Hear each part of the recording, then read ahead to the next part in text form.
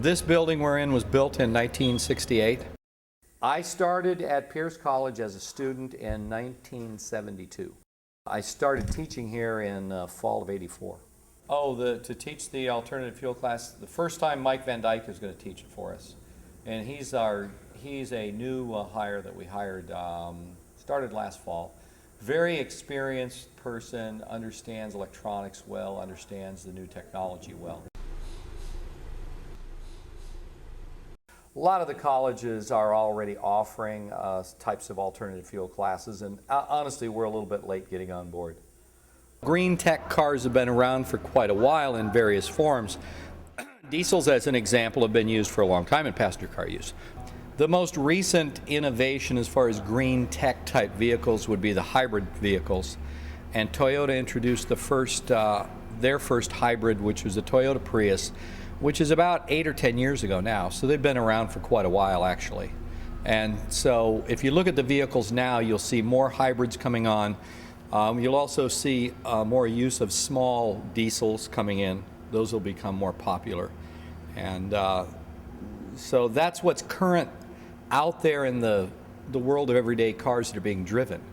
There's technology out there for electric-only vehicles. Some of those have come and gone, like GM sold the EV1 that they pulled in and crushed. They took them out to the desert in the middle of Arizona and Nevada and crushed them all. So those were pretty much kind of experiment-type cars. But you're seeing, like Tesla's building an electric car, which are, they're not very common, but they're out there. And you'll see more electric vehicles. So yeah, as those cars become more commonplace, we're bringing them in and training the students on those vehicles.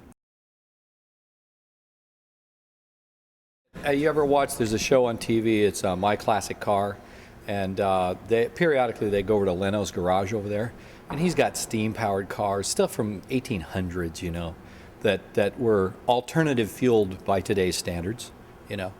But what we're doing here, we've got a Volkswagen that we converted to run on electricity.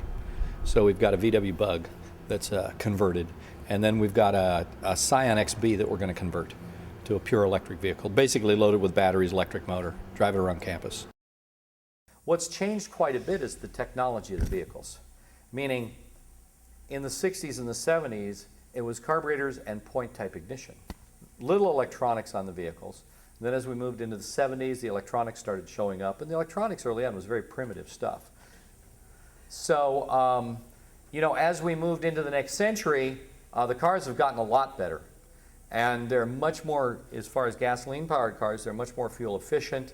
They're very low on emissions. So pretty much the internal combustion gasoline engine has gotten about as good as it can get.